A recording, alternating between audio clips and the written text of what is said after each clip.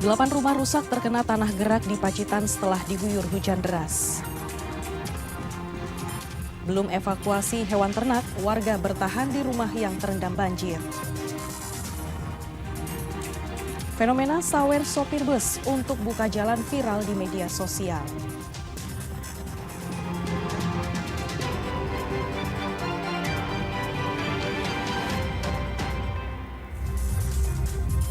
Halo saudara, apa kabar Anda hari ini? Kita berjumpa lagi dalam Kompas Jatim. Selain 3 informasi utama tadi, tim redaksi kami telah menyiapkan sejumlah informasi yang penting dan inspiratif lainnya. Bersama saya Vina Putri, kita jelang Kompas Jatim di Kompas TV, independen terpercaya.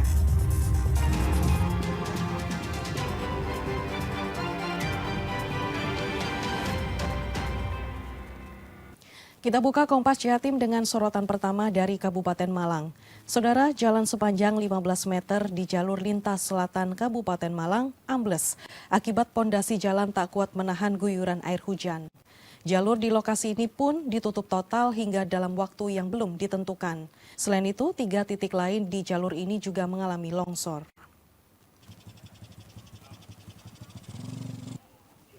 Jalan ambles sepanjang 15 meter ini terjadi di jalur lintas selatan di Kecamatan Donomulyo, Kabupaten Malang. Sebagian badan jalan hancur dan terdapat sejumlah retakan besar, serta sebagian lagi ambles di ladang persawahan. Jalan ambles terjadi diduga karena pondasi jalan tak mampu menahan guyuran air hujan. Selain itu terdapat 3 titik lain di jalur ini yang mengalami keretakan dan longsor. Guna mengantisipasi hal-hal yang tidak diinginkan, jalur lintas selatan ditutup total dalam waktu yang belum ditentukan. Hingga kini proses pendataan jalan ambles dan longsor masih dilakukan pihak terkait sebelum dilakukan perbaikan. Itu untuk ambles total itu sepanjang berapa meter itu? Kalau ini sekitar 15 meter ada. Untuk penyebabnya sendiri itu apa? Kemungkinan karena intensitas hujannya sangat tinggi, ini ya, yang mengakibatkan amblesnya ini kan ambles campur longsor gitu ya, ambles dengan longsor. 8 rumah di Pacitan rusak terkena dampak tanah gerak setelah terjadi hujan deras. Kerusakan sejumlah rumah tersebut mulai dari lantai ambles hingga dinding bangunan retak. Tanah gerak membuat 8 rumah warga di Dusun Salam Desa, Karanganyar, Kecamatan Kebonagung, Pacitan mengalami rusak ringan hingga parah. Tanah gerak ini terjadi setelah wilayah setempat diguyur hujan deras dalam waktu beberapa jam. Sebagian besar kerusakan terjadi pada bagian lantai yang ambles dan dinding bangunan yang retak. Para pemilik rumah terpaksa mengungsi ke rumah kerabatnya yang lebih aman karena khawatir kerusakan semakin parah apabila turun hujan.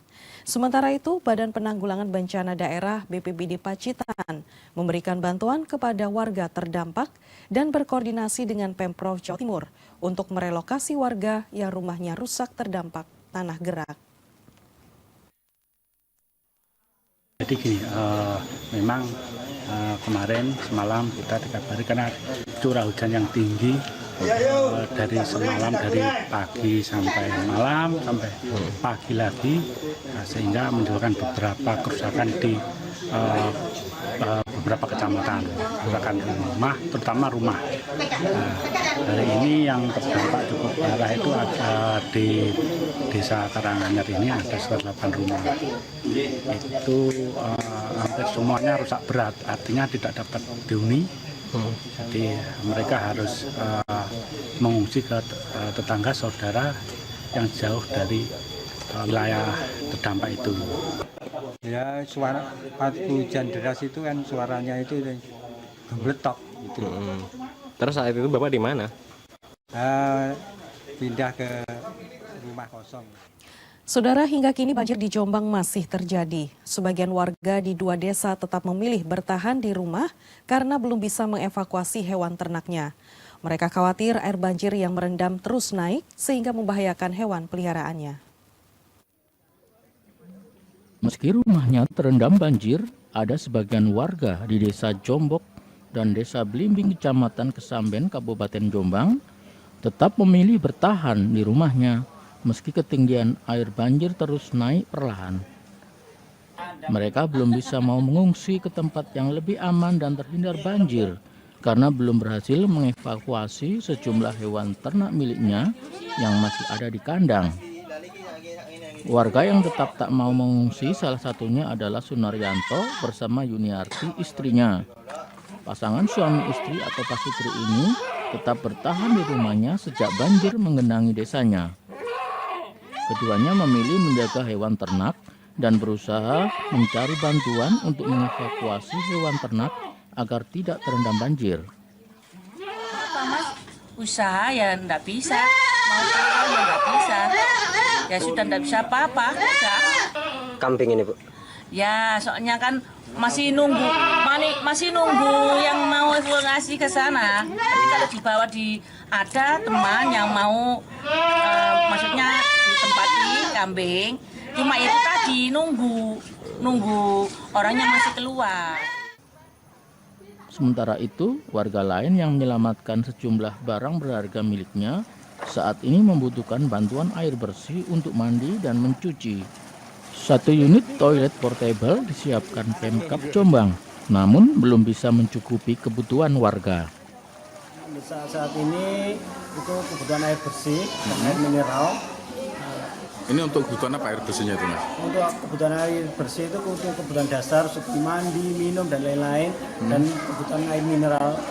Ya, yang paling prodi itu air mineral karena warga sudah tidak bisa atau sumbernya sudah tidak bisa dipakai lagi.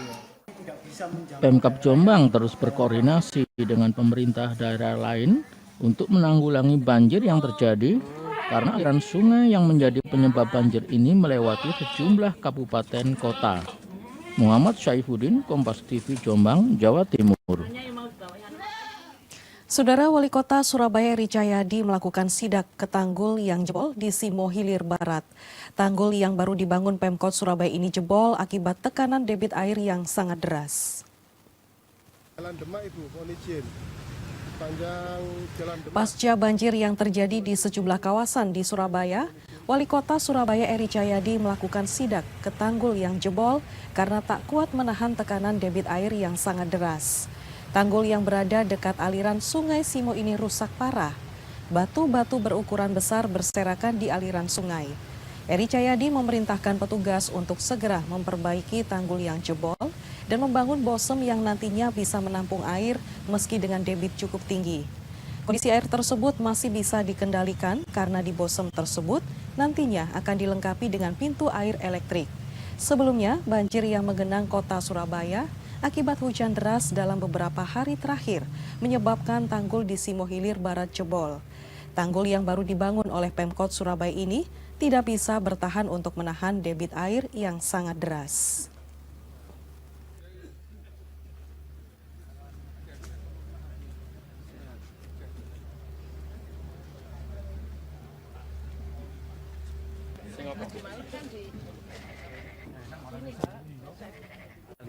Yang sini ada genangan karena apa jebole lengsengan.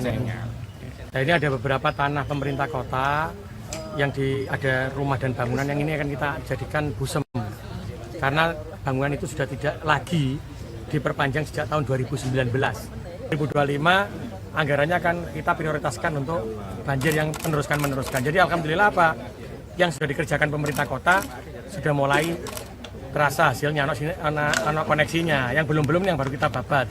Kita harus selesaikan di 2025, makanya jadi ini jadi busem, ada pintu air yang kasih elektrik, setelah itu dibuka biar dia keluarnya diatur. Saudara, 10 kios dan kantin di dalam area rumah sakit di Kabupaten Pamekasan hangus terbakar. Kondisi ini membuat para pengunjung dan pasien panik. Kebakaran tersebut diduga terjadi karena korsleting listrik. Inilah video amatir yang menunjukkan detik-detik kebakaran 10 kios dan kantin di dalam area RSUD Smart di Kabupaten Pamekasan. Api terus membesar dan menghanguskan seluruh bagian kios. Kobaran api membuat para pengunjung dan pasien panik dan menyelamatkan diri. 3 mobil pemadam kebakaran diterjunkan melakukan pembasahan. Tim damkar sempat kesulitan memadamkan api karena sempitnya akses ke area kios berada di dalam rumah sakit. Kobaran api baru bisa dipadamkan setelah 4 jam pembasahan.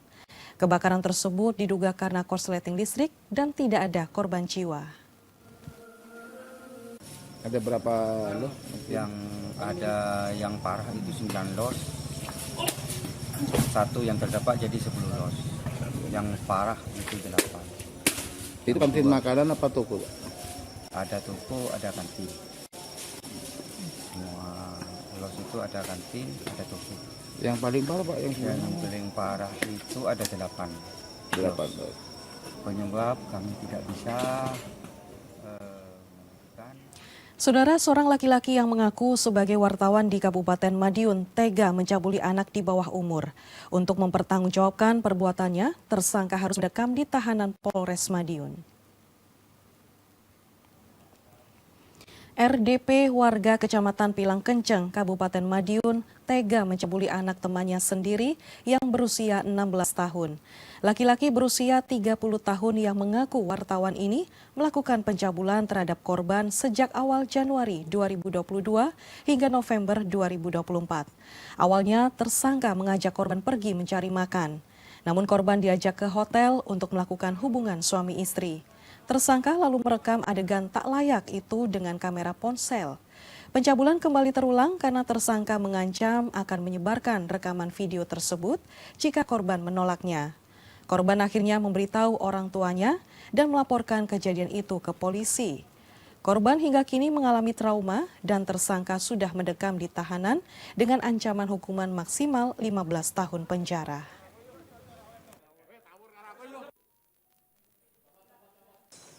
Saat itu aktif di media apa Dan? Nama portalnya atau nama majalahnya atau nama televisinya mungkin Dan? Apa Mas?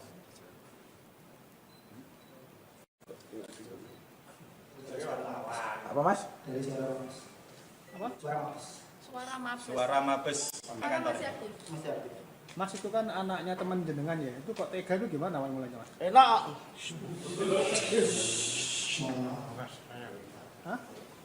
Dengan iming-iming yang tadi saya sampaikan, iming-iming mau diajak makan dan dikasih sangu atau uang, begitu pengakuannya. Sampai di tengah perjalanan ternyata tidak diajak makan, namun diajak ke suatu hotel. Dan pelaku dan korban sempat menolak dan memberontak, tapi dipaksa oleh pelaku. Diancam bahwasanya nanti akan terjadi kalau tidak menuruti kemauannya. Dilakukan di awal Januari 2022 sampai 13 November 2024. Video sawer bus di beberapa daerah di Jawa Timur untuk membuka jalur di jalan raya yang viral di media sosial menjadi atensi khusus Dirlantas Polda Jatim. Setiap orang yang berperilaku membahayakan pengguna jalan lain akan ditindak tegas.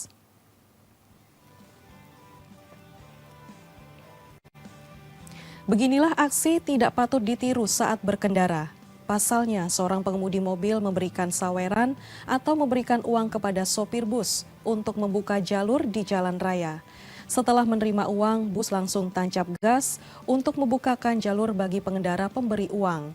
Menanggapi fenomena tersebut, Dirlantas Polda Jawa Timur, Kombes Komarudin, menilai tindakan menyawer sopir bus untuk membuka jalan ini tak hanya membahayakan para pelaku dan pengguna jalan lainnya, tetapi juga penumpang bus. Dirlantas Polda Jawa Timur akan menindak tegas bagi oknum yang berkendara yang menyalahi aturan berlalu lintas. Ini juga menjadi atensi khusus kami. Ya. Jadi kami tidak segan dan saya pastikan bahwa perilaku seperti itu kami lakukan tindak tegas. Dengan penggelaran kekuatan saat ini seluruh Kasalantas telah kami perintahkan untuk penggelaran, patroli dimasifkan ataupun dimaksimalkan untuk mengantisipasi perilaku ataupun fenomena-fenomena yang pastinya, ya sekali lagi pastinya ini mengancam keselamatan orang lain. Melanggar marka saja kami lakukan tindak tegas. Pernak-pernik hiasan Natal di Mall laris manis diserbu oleh pembeli. Nantikan informasinya usai jeda berikut ini.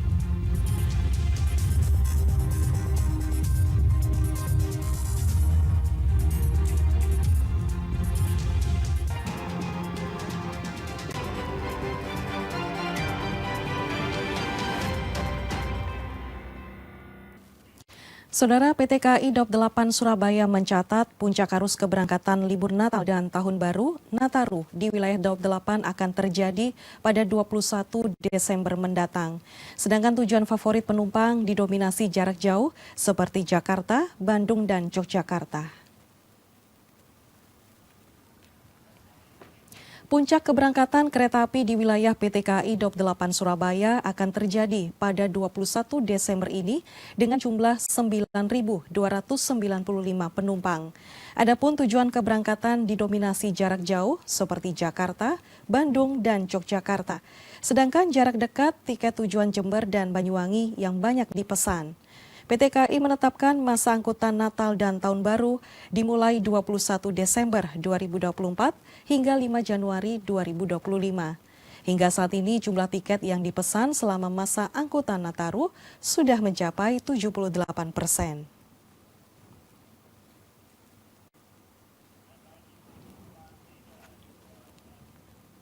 Sebelumnya diinformasikan ratusan ribu tiket kereta api angkutan Natal dan Tahun Baru atau Nataru di wilayah PT KAI Daup 8 Surabaya ludes terjual. Untuk mengantisipasi lonjakan penumpang selama libur panjang Nataru, PT KAI Daup 8 mengoperasikan 8 kereta api tambahan.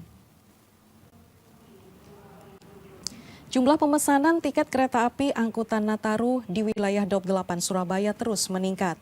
110.364 tiket yang sudah ludes terjual ini untuk keberangkatan selama masa angkutan libur Nataru mulai 19 Desember 2024 hingga 5 Januari 2025. Dari tiket yang sudah terpesan, paling banyak untuk keberangkatan pada 21 Desember 2024. Sementara untuk arus balik, pemesanan tiket terbanyak terjadi pada 1 Januari 2025. PT KAI Daup 8 Surabaya mengoperasikan 46 kereta api jarak jauh reguler selama masa angkutan libur Nataru. Selain itu juga menyiapkan 8 kereta api tambahan untuk mengantisipasi lonjakan penumpang. Di libur Nataru nanti, setiap harinya disediakan 30.500 tempat duduk untuk melayani penumpang.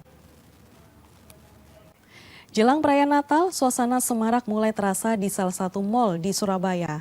Pada momen ini, berbagai toko di pusat perbelanjaan laris manis menjual pernak-pernik Natal, mulai dari pohon Natal megah hingga dekorasi sederhana dengan harga yang cukup terjangkau.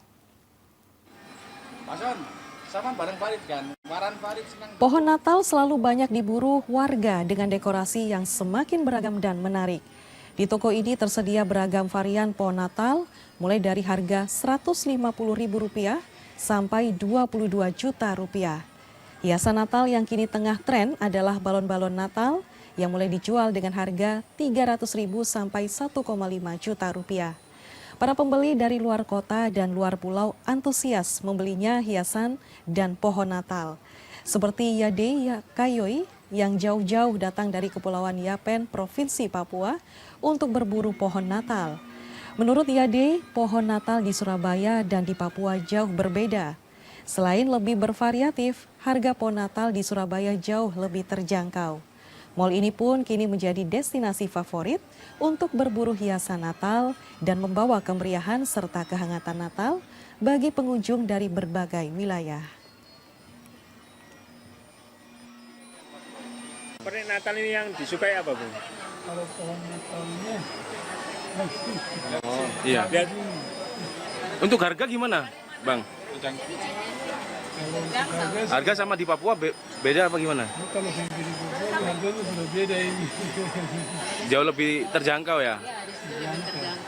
Terjangkau. Kalau ini kalau saudara-saudara di Papua ini pada lihat ini semua udah pada borong ini. Koreksi terbaru ya akrilik sama balon-balon angin ini yang terbaru. Yang berbeda di sini apa sih, Ibu, bisa dijelaskan? Ya itu yang berbeda dari kita yang sama yang lain gitu. Misalnya rusa kawat ini yang ada lampunya, sama kelilik sama nutmaker ini. Yang paling banyak diminati sama pelanggan apa, Bu? Pohon Natal. Mulai berapa sampai harga berapa, Bu? Mulai dari 150 sampai di atas 10 juta. Apa yang membedakan, Bu? Dari kecil sampai besar. Tinggian diameter ya? Hari Natal menjadi momen spesial untuk saling bertukar kado. Jika Anda masih bingung mencari ide kado Natal, pohon Advent kalender 2024 ini bisa menjadi ide bingkisan yang menarik. Selain dapat digunakan untuk menghitung mundur hari Natal, di dalamnya terdapat kue kering yang dapat dinikmati sesuai tanggal. Pohon Advent Calendar menjadi ide bingkisan Natal tahun ini. Pohon Natal ini terbuat dari kertas yang dilengkapi dengan lampu hias baterai. Di bagian luarnya terdapat puluhan kado mini dengan angka-angka yang tercetak di bagian permukaan. Angka di permukaan kado ini merupakan tanggal-tanggal di bulan Desember. Pemilik pohon dapat membuka kado sesuai dengan tanggal di hari tersebut. Hingga hari Natal tiba, di dalam kotak kado disiapkan berbagai cookies unik, salah satunya kue jahe. Ide bingkisan pohon Advent Calendar muncul dari pastry chef Karin Gunawan sebagai inovasi untuk saling bertukar kado di hari Natal. Untuk satu pohon Advent Calendar dijual Rp550.000. Tahun ini kita nggak nyangka ya, kan kita kira trennya orang-orang udah banyak yang keluar negeri, udah nggak kirim banyak hampers, dan ternyata nyatanya orang masih antusias dengan kirim-kiriman hampers di hari Natal. Jadi mungkin ini bisa jadi ide yang terbaru dari Sengklet untuk memberikan Advent Calendar ini. Biar nggak bosan kasih cuma kue aja yang setiap tahunnya cuma kue makanan gitu. Selain pohon Advent Calendar, di momen Natal tahun ini Karin juga menjual berbagai mouse cake dengan ornamen khas Natal seperti lonceng, pohon Natal, kue jahe, dan boneka salju. Kika Madona, Kompas TV, Surabaya, Jawa Timur. Ajak anak-anak kenali permainan tradisional lewat Kampung Lali Gadget. Sesaat lagi informasinya, tetaplah di Kompas Jatim.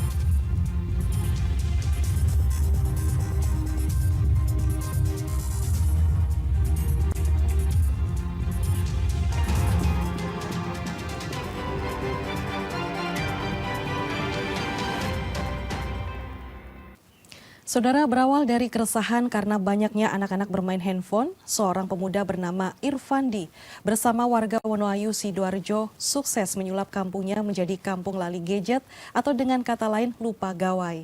Dan informasi ini sekaligus menutup jumpa kita di Kompas Jatim hari ini. Jangan lupa saudara untuk menyaksikan live streaming kami di kompas.tv dan channel YouTube Kompas TV Jawa Timur. Kompas TV, independen, terpercaya. Saya Vina Putri, sampai jumpa.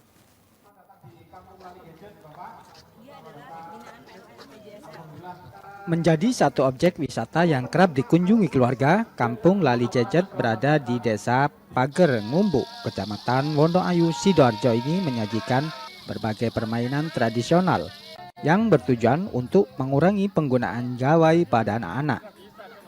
Di mana anak-anak dibebaskan untuk berekspresi dan tim Kampung Lali Gadget memberi pengenalan kepada mereka beberapa permainan tradisional serta permainan lainnya dari bahan alam dan dari daur ulang. Kegiatan berpusat di dua lokasi, yakni di pendopo yang berisikan permainan tradisional dan perpustakaan kecil untuk aktivitas belajar, serta lokasi kedua, yakni lahan luas yang dinaungi pepohonan lindang yang diisi dengan kegiatan aktif seperti permainan egrang, tengklek, hula hop hingga kegiatan tangkap ikan. Jika berkunjung ke kampung ini, para pengunjung bisa datang pada hari Minggu. Namun tidak hanya pada hari Minggu saja, para pengunjung juga bisa berlibur dengan rombongan dengan melakukan reservasi terlebih dahulu untuk menentukan jadwal dan tema apa yang akan dimainkan. Selain itu, untuk momen liburan seperti libur tahun baru, pihak pengelola juga menyediakan beberapa variasi tema permainan dan promo menarik selama masa liburan. Kampung Lali Gadget itu yang pasti dilihat dari judulnya untuk mengurangi kecanduan gadget pada anak-anak dengan senjatanya yaitu permainan tradisional dan kebudayaan. Itu yang kami lakukan, terus mengkampanyekan permainan tradisional sehingga anak-anak lupa terhadap kesibukan sama HP-nya. Itu. Nah, sampai selama ini sudah berdiri, bagaimana hasilnya? Alhamdulillah sudah banyak perubahan, campaign kita sudah banyak dilihat orang karena kan ini termasuk keresahan banyak orang ya yang kita angkat sehingga banyak pihak termasuk sekolah, termasuk pemerintah yang akhirnya mensupport kita. Sementara pengelola Kampung Lali Gadget juga telah menyediakan para instruktur yang atraktif untuk memandu jalannya kegiatan. Ini dapat ikan atau gimana itu, apa itu? Ikan apa itu, Dek?